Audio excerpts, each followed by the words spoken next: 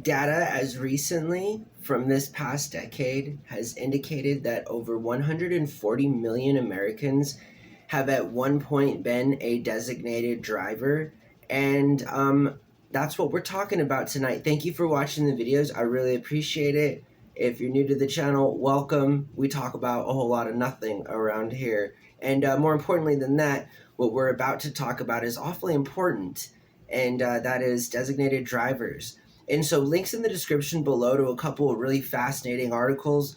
One's from 2015, the other one's from earlier than that. It's a Harvard article, and they both go into some detail about how American sentiment since the early 90s has always been pretty focused on emphasizing the need for a designated driver. Now, Americans can be stubborn. I get that. I mean, you know, it's pretty safe to say that I can be stubborn at times. I, however, also like to think of myself as like super flexible, at least when it comes to common sense, basic things, right?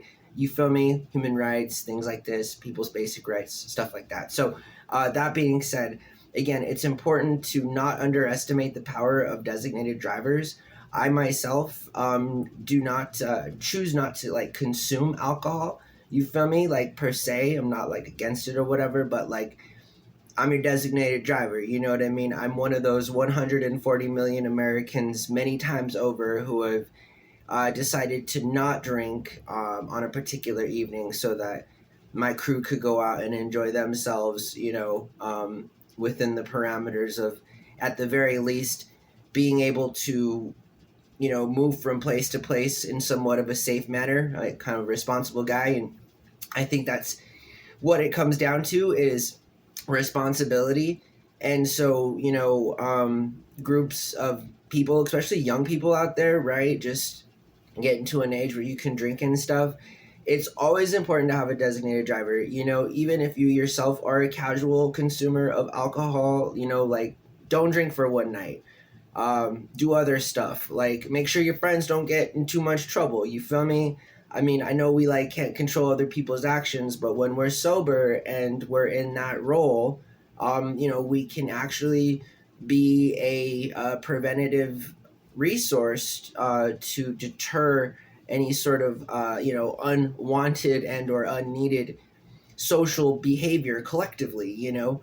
And I think that's kind of a good thing, right? Because as much as anyone and everyone I've ever known that has ever had a drink and enjoys, you know, drinking that kind of alcohol, we also, sober or not, don't like, you know, obnoxious people, I'd say, in general, right? I mean, again, if you've heard on this program before, I think I'm obnoxious, you feel me? And like, I don't need a beer to make that happen, for sure. But, you know, in all seriousness, again, it's really important to still live in a culture that encourages and makes these things, you know, a reality. Rideshare apps, parking it, like literally just, you know, wait in until you're sober to do anything wherever you're at, you know, not even, there's lots of things you can do to be safe if you consume too much alcohol and you can't drive. You feel me?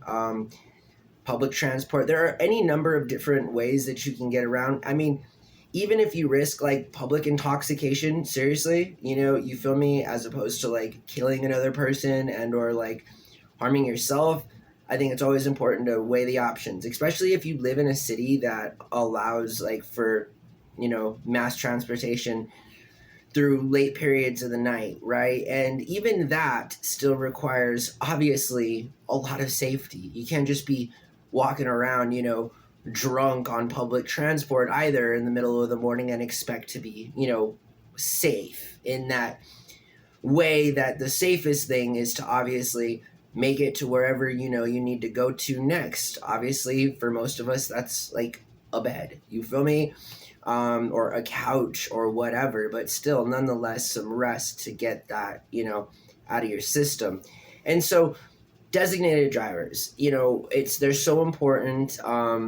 Rotate, you know, it doesn't always have to be the same person. You don't have to be that friend that's always the sober driver, you know, or the designated driver. More importantly than that, to designated drivers, you simply have one rule, which is to not drink alcohol. This means zero alcohol. This means not a drink at Chili's, or, not a beer at, I don't know, the beer bar. You feel me? I'm just saying that, like, when you're designated driving, people, the standard is zero alcohol. Not legal level of consumption, of which, in case you get pulled over, it's best to be just entirely sober when you're a designated driver, right? So again, this means no casual drinking, nothing like that. It just can't be done because you gotta be the designated driver, which really, traditionally, truly means in its entirety zero alcohol.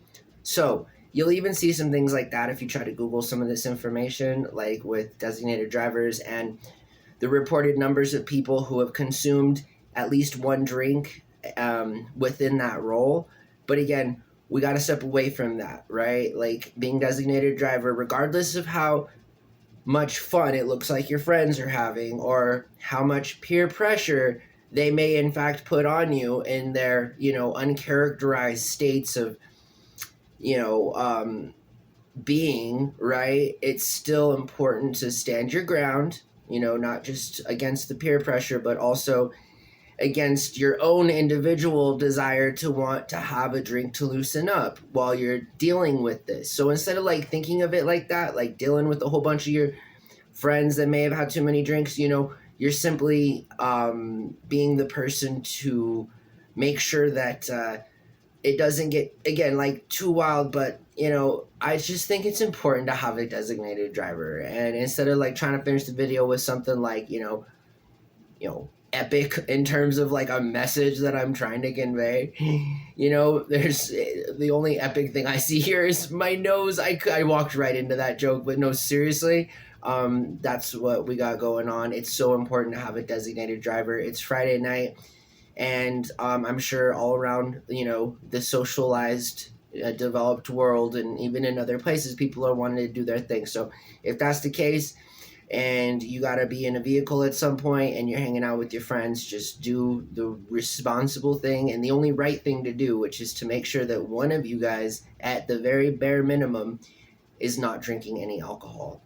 That's not a complicated task to aim to achieve, So be safe out there. Have a designated driver.